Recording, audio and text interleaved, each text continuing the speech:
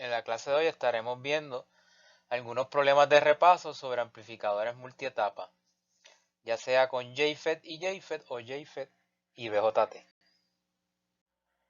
En esta sección del curso estaremos repasando varios problemas relacionados a amplificadores multietapas con JFET y con JFET y BJT.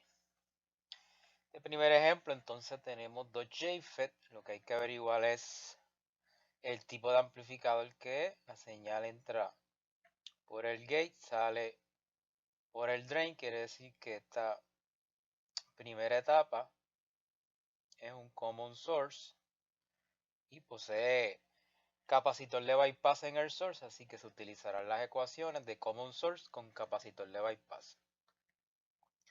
Y la segunda etapa entra la señal por el gate y sale por el drain, también es un common common source con capacitor de bypass. Así que tanto la primera etapa como la segunda son common source con capacitor de bypass en el source, por lo que se utilizarán las ecuaciones que describen, ¿verdad?, ese tipo de amplificador. Así que lo primero es hacer el análisis de C, y en este caso ambas etapas son iguales, así que se simplifica, ¿verdad?, el análisis de C a una sola de las etapas, ya que son iguales. Para eso, pues como siempre usamos nuestra curva de transferencia, hacemos los 4 puntos para trazarla. Cuando Vega y Sol es 0 me da 8 mili.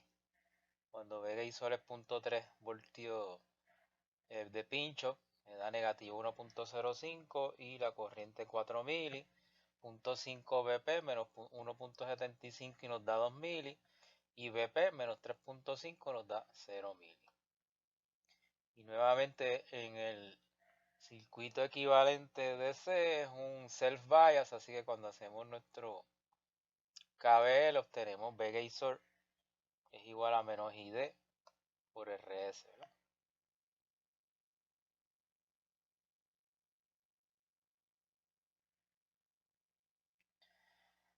Entonces con eso podemos trazar nuestra curva de transferencia.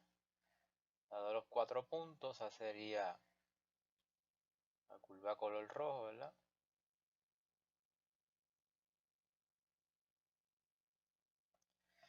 Y para el load line utilizamos entonces la ecuación del KBL, V Gazor es igual a menos ID por RS. Con 2 puntos trazamos la línea. El primer punto es basado en ID0, V Gazor 0. IDSS entre 2 le damos valor de 4 mili. Lo insertamos en la ecuación, 4 mili por 390 ohmios, que es la resistencia de source, y nos da menos 1.56. Ahí tenemos nuestros 2 puntos para nuestra recta, en este caso, que es la curva azul, ¿verdad? El load line. Trazamos nuestro load line y donde interseca esa curva de transferencia, pues eso es nuestro coupon, el punto de operación, que en este caso lo aproximamos en negativo 1.2 voltios, voltaje de gate source de Q-point. Con eso sustituimos los valores en la ecuación de GM, que es lo que estamos buscando, 2 IDSS entre el valor absoluto de BP por 1 menos V gate source de Q-point entre BP. Tenemos todos los valores y esto nos da aproximadamente 3 milisiemens, nuestro valor de la transconductancia de JFET. Ya con eso, como son los mismos GM para ambas etapas, el análisis AC sería la impedancia de entrada de la primera etapa, que son la resistencia de gate, 10 megas. La impedancia de salida, este amplificador no tiene resistencia de load, de carga, así que es la RD2, 2.2 kilo ohmios. La ganancia total, como son iguales, las mismas ganancias, la segunda etapa no afecta a la primera, así que es menos GM por RD1 por menos GM por RD2. Tienen los mismos valores, sustituimos, nos da menos 6.6 por menos 6.6, que eso da 43.56. y queremos calcular el voltaje de salida, pues la ganancia total por el voltaje de entrada, que en este caso era 20 milivoltios, pues nos da 0.87 voltios de voltaje de salida. Y este era el ejemplo de dos amplificadores con JFET, ¿verdad? Conectados en cascada o multietapas. Ahora vamos a ver entonces cuando los conectamos un JFET con un BJT. ¿verdad? Y aquí en este caso, el BJT va a afectar a la salida del JFET, por lo tanto, aquí sí vamos a tener que construir nuestro circuito equivalente AC para ver cómo se afecta esa resistencia RD1 con todo lo que hay en la base del BJT. Así que hacemos lo mismo para identificar las etapas. La primera etapa entra por el gate, sale por el drain. Así que es un common source con capacitor de bypass. Y el segundo entra por la base, sale por el colector, es un common emitter con capacitor de bypass también. Y en este tampoco hay resistencia de load. Como son diferentes, tengo que hacer dos análisis de C, uno para la primera etapa y otro para la segunda. La primera etapa pues es un self bias, que es el que tiene JFET. Construimos nuestra curva de transferencia con los 4 puntos. Cuando es 0 me da 10 mA, cuando es 0.3 BP me da menos 1.2 voltios, que eso es 5 mili. Cuando es 0.5 BP menos 2, 2.5 mili. Cuando es BP menos 4, 0 mili. Como es el mismo self bias, pues la ecuación para el load line sigue siendo la misma. V gate source es igual a menos ID por RS. Trazamos nuestra curva de transferencia. Es la curva roja con los 4 puntos.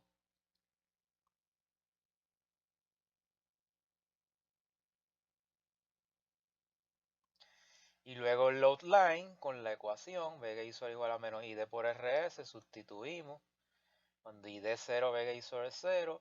Y cuando ID es entre 2, nos da 5.000 y sustituimos en la ecuación 5 mili por 680 ohmios y eso nos da menos 3.4 voltios.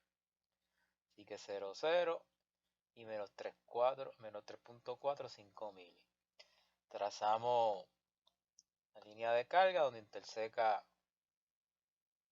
la curva de transferencia de nuestro QPM, que en este caso es aproximadamente V gate source menos 1.9 voltios. Ya con ese valor lo sustituimos en la ecuación de GM. Tenemos todos los valores. En este caso el GM nos da 2.63 milisiemens. Ahora tenemos que hacer el análisis de C con el BJT. En este caso es un voltage divider.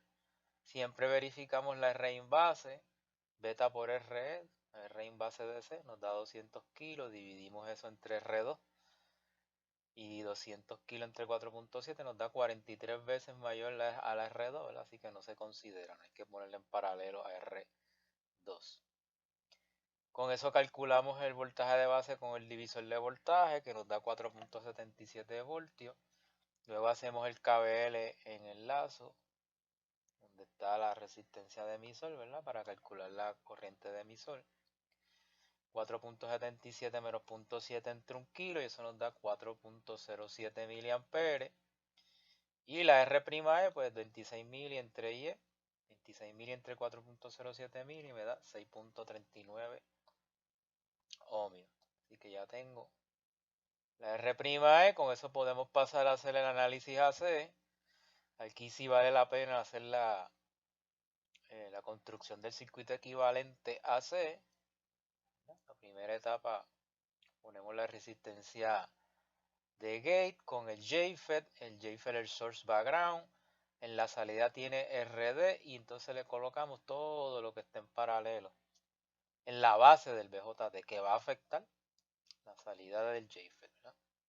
Y en el caso del BJT pues solamente tiene RC porque no tiene RLoad. Calculamos la R in base, beta por R', 1.28 kilos. Y ahora sí, podemos entonces hacer todos los cómputos que nos estaban pidiendo. La Z-in es la resistencia de gate, 3.3 mega. La Z-out pues solo 2.2K porque no tiene RL. La ganancia sería la ganancia de un common source con un common emitter, menos GM por RD y menos RC por R' entre R'. Pero ahí es que hacer el ajuste, ¿verdad? De todo lo que quede en paralelo con esa RD1, que es R1, R2 y R in base. Todos esos valores ya los tenemos.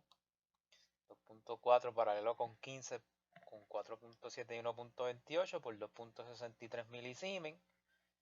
Y eso nos da 1.78 negativo, ¿verdad? Y en el caso de la menos RC entre R', 2.2K entre 6.39 menos 344. Multiplicamos esos dos ganancias y nos da 612.32.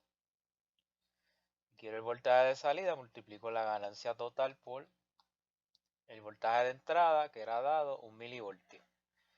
Y eso nos da 0.61 voltios.